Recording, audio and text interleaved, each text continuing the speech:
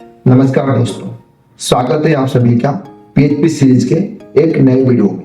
आज हम एसक्यूएल के एक बेसिक कंसेप्ट को समझने वाले हैं जो डाटाबेस में काम करने के वक्त बहुत जरूरी होते हैं। चाहे आप बिगनर हो या इंटरमीडिएट लेवल पर हो, ये सेशन आपको एक स्ट्रॉन्ग फाउंडेशन देने वाला है। ये वीडियो आपको एसक्यूएल के फंडामेंटल्स को समझने में मदद करेगा जो आपके फ्यूचर प्रोजेक्ट्स और इंटरव्यू में भी काम में आएगा। तो अगर आप एसक्यूएल सीखना चाहते हैं और आपके स्किल को नेक्स्ट लेवल पे ले जाना चाहते हैं तो इस वीडियो को एंड तक देखिएगा। और हाँ, अगर आप नए हैं हमारे चैनल पे तो हमारे चैनल को सब्सक्राइब कीजिएगा और पास में जो बेल का आइकन है उसे भी दबा दीजिएगा ताकि आपको इस तरह के हेल्पफुल वीडियो के नोटिफिकेशन मिल सके। सो चलिए शुरू करते हैं आज का वीडियो। आज हम सीखेंगे एसक्यूएल के बेसिक कॉन्सेप्ट्स। सबसे पहले बात करते हैं एसक्यूएल सिंटैक्स की। SQL syntax is not case sensitive. इसका मतलब है आप कोई भी एसक्यूएल कीवर्ड्स को अपर केस में या फिर लोअर केस में लिख सकते हैं, उसका रिजल्ट सेम ही मिलेगा। लेकिन एसक्यूएल कीवर्ड्स को अपर केस में लिखना एक अच्छी प्रैक्टिस है।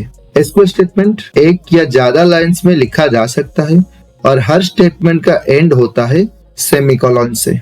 एसक्यूएल कमांड्स को 5 मेन कैटेगरी में डिवाइड किया गया है: data definition language DDL, data manipulation language DML, data control language DCL, data Curie language DQL and transaction control language TCL।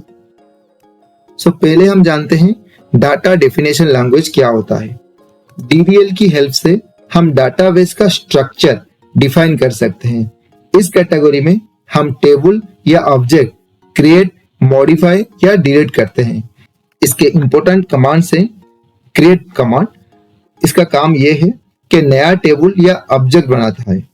Next है अल्टर, टेबल या ऑब्जेक्ट में changes करता है। नेक्स्ट कमांड है उसका ड्रॉप, ऑब्जेक्ट को डाटाबेस से हटा देता है। और उसका नेक्स्ट कमांड है ट्रंकेट, जो टेबल के सारे रिकॉर्ड्स हटा देता है लेकिन स्ट्रक्चर रहता है सेम। नेक्स्ट है data manipulation language DML।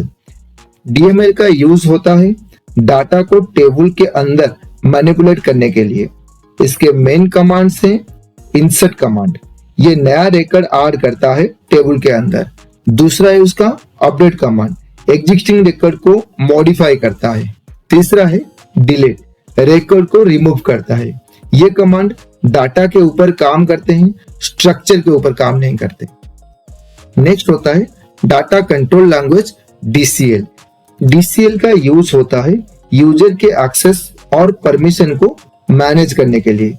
2 important command है इसके। पहला होता है ग्रांट कमांड, यूजर को प्रिविलेज देना, और दूसरा होता है रिवोक कमांड, दिए हुए प्रिविलेज को वापस लेना। इसका यूज मेनली सिक्योरिटी और कंट्रोल के लिए होता है।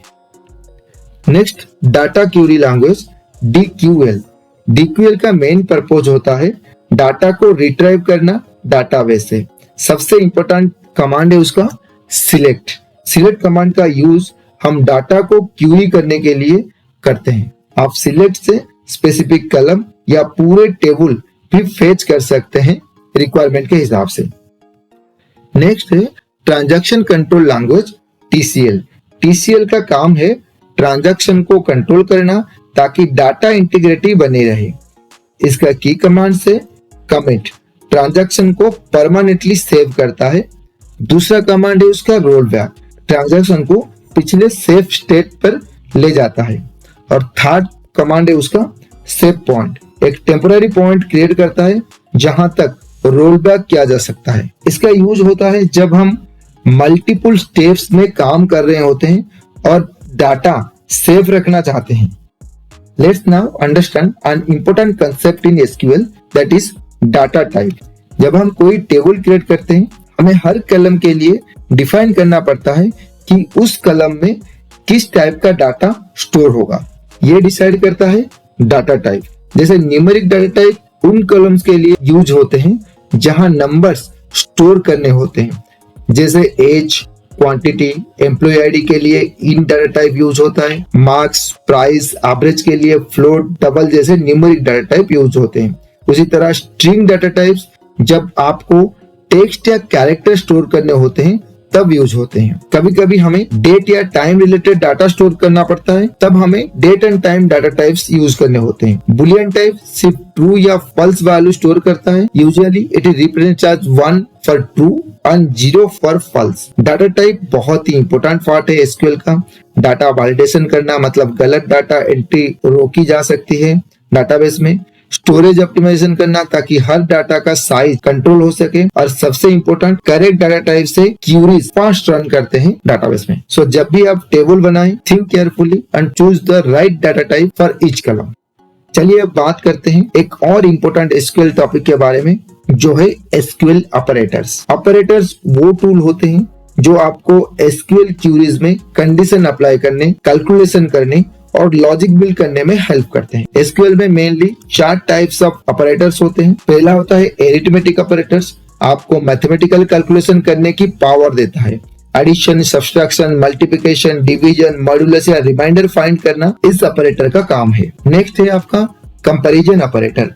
कंपैरिजन ऑपरेटर का यूज हम कंडीशंस डिफाइन करने के लिए करते हैं, मोस्टली व्हेयर क्लच के अंदर। एक व्हेयर क्लच होता है जो हम आगे पढ़ेंगे। व्हेयर क्लच सबसे इंपॉर्टेंट होता है एसक्यूएल में। Equal to, not equal to, greater than, less than, greater than equal to और लेस देन इक्वल टू, ये सारे कंपैरिजन ऑपरेटर्स होते हैं। लॉजिकल ऑपरेटर यूज होते हैं मल्टीपल कंडीशन को कंबाइन करने के लिए। जब आपको दोनों कंडीशन ट्रू चाहिए तब आप एंड ऑपरेटर यूज कर सकते हैं। जब आपको एक कंडीशन ट्रू चाहिए तो और ऑपरेटर का यूज होता है। कंडीशन का उल्टा रिजल्ट चाहिए तो उस वक्त नॉट ऑपरेटर का यूज होता है। कुछ स्पेशल ऑपरेटर्स भी होते हैं एसक्यूएल में, काफी यूजफुल होते हैं ये ऑपरेटर्स, जैसे बिटवीन ऑपरेटर्स, रेंज चेक करता है, इन ऑपरेटर स्पेसिफिक वैल्यू मैच करता है, लाइक ऑपरेटर पैटर्न मैचिंग के लिए यूज होती है, इज नॉल और is not null operator null values को चेक करता है। SQL operators make your queries more flexible, more powerful, more readable. चाहे आपको फिल्टर करना हो, कैलकुलेट करना हो या डाटा कंपेयर करना हो, operators are your best friends in SQL. Friends, आज हमने सीखा एसक्यूएल के बेसिक कमांड्स, कमांड्स टाइप और कुछ इंपॉर्टेंट कीवर्ड के बारे में। अगर आपको ये वीडियो इंफॉर्मेटिव लगा है तो इसे लाइक करना मत भूलना, और अगर आप चाहते हो कि आपके दोस्तों को भी ये नॉलेज मिले तो इसे उनके साथ शेयर भी करना। और हम ऐसी ही यूजफुल वीडियो के लिए हमारे चैनल को सब्सक्राइब कर लीजिए और पास में जो बेल का आइकन है उसे भी प्रेस कर लीजिए ताकि आप कोई भी अपडेट मिस ना कर सको। सो मिलते हैं एक नए वीडियो में एक नए टॉपिक के साथ। तब तक के लिए कीप लर्निंग, कीप ग्रोइंग।